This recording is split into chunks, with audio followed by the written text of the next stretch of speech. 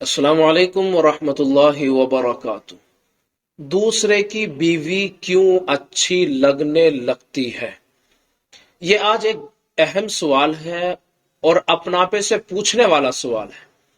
सवाल यह है कि हमें दूसरे की बीवी क्यों अच्छी लगती है। आपने ये मिसाल सुनी होगी माशरे के अंदर, उर्फ के अंदर, कि दूसरे की बीवी और अपने बच्चे अच्छे लगते हैं। ये बड़ी मिसाल मशहूर है और इसको लोग बड़ा सुनते हैं और लोग बड़ा कहते भी हैं।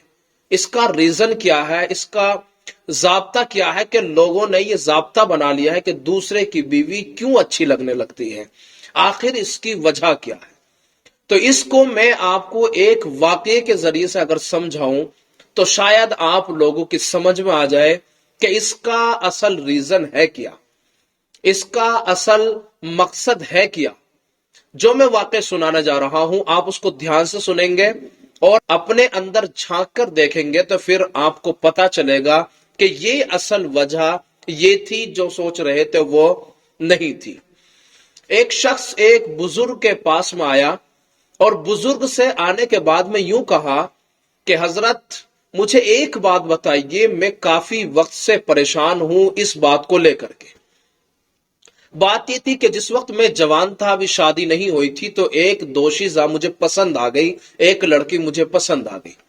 मैंने चाहा कि इससे क्यों ना निकाह किया जाए, क्योंकि मेरी निगाह के अंदर सबसे ज्यादा खूबसूरत, सबसे ज्यादा मुअज़्ज़ज़, सबसे ज्यादा बाहया, सबसे ज्यादा पर्दे में रहने वाली अगर कोई खातून थी, कोई दोशीजा, कोई लड़की थी, तो वो थी जिसके ऊपर मेरा दिल आया। वो मुझे कायनात की तमाम औरतों में सबसे ज्यादा खूबसूरत, मैं समझता था गोया ये दुनिया की हूर है। उसके दिल के अंदर ये बात थी। लेकिन मैंने जैसे ही पैगाम निकाह भेजा, निकाह के लिए मैंने उसके पास में कोई पैगाम भेजा, तो उस लड़की ने जब कबूल कर लिया तो मुझे उस जैसी लड़कियां और भी दिखने लगी कि माशरे में और भी उस जैसी लड़कियां हैं। लिहाजा जब मेरा निकाह हुआ तो मेरे दिल में यह बात पैदा हो गई कि जैसी ये है इस जैसी और भी बहुत सारी लड़कियां हैं। जब मेरा निकाह हो गया, चंद साल गुजर गए, तो मुझे अपनी बीवी बुरी लगने लगी। दुनिया की तमाम औरतें अच्छी लगने लगी, यहां तक कि बदसूरत लड़कियां, बदसूरत औरतें भी मुझे अच्छी लगने लगी बिलमुकाबिल अपनी बीवी, अपनी वाइफ के। मैं बड़ा परेशान, आखिर ऐसा क्यों हुआ? इसलिए मैं आपकी खिदमत में हाजिर हुआ हूं ताकि आप कुछ मुझे इसके ऊपर बताएं। और यूं कहा कि मुझे इस बात के ऊपर बड़ा ताज्जुब है, इसलिए कि यह हालत, यह कैफियत कैसे हुई। बुजुर्ग ने फरमाया, क्या मैं तुम्हें इससे भी ज्यादा अजीब बात ना बताऊं? नौजवान ने कहा, क्यों ना हजरत, जरूर बताएं।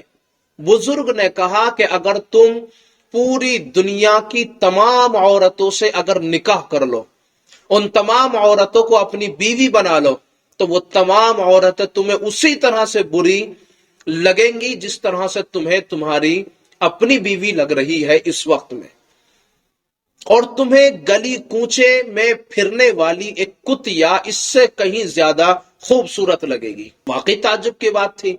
नौजवान ने कहा, हजरत शायद आप नाराज हो गए मुझसे, शायद मैंने कोई गलत बोल दिया इसलिए आप इस तरह के अल्फाज इस्तेमाल कर रहे हैं। आई एम सॉरी, मैं माफी चाहता हूं आपसे। बुजुर्ग ने कहा, नहीं नहीं, मसला यह है जब हमारी निगाह गंदी हो जाए, जब हमारे दिल से रब ताला का खौफ निकल जाए, जब हमारी रूह से अल्लाह का नाम निकल जाए, तो फिर ऐसी सूरत के अंदर यही होता है, यही सूरतें पैदा होती हैं। इसलिए कि हम अपनी निगाहों की हिफाजत नहीं करते, इसलिए कि हम अपनी निगाहों को नीचा नहीं रखते, इसलिए कि हमारी निगाहें चारों तरफ दौड़ती हैं, इसलिए हमारी निगाहें जगह जगह भागती हैं, इसलिए हम अपने रब का खौफ अपने दिल में नहीं रखते, जिसकी बुनियाद पर यह सूरत पैदा हो जाती है कि आदमी अपनी बीवी से ज्यादा दूसरी खातून को पसंद करने लग जाता है। तो फिर इस आदमी के जहन को, इस आदमी के दिमाग को, इस आदमी की ख्वाहिश को कोई चीज पूरा नहीं कर सकती یہاں تک کہ اس کی اس خواہش کو اگر کوئی پورا کرے گی تو وہ ہے قبر کی مٹی۔ نوجوان سمجھ گیا کہ حضرت آپ نے صحیح فرمایا۔ قرآن مجید پارہ نمبر 18 میں اللہ تعالیٰ نے ارشاد فرمایا ہے کہ اللہ تعالیٰ حکم دیتا ہے مومن مردوں کو کہ وہ اپنی نگاہوں کو نیچا رکھیں۔ اس لیے حکم دیا ہے تاکہ وہ پاکیزگی اختیار کریں، اس لیے حکم دیا ہے تاکہ وہ اپنی نگاہوں کو پاک اور صاف اور حیا والی زندگی گزاریں۔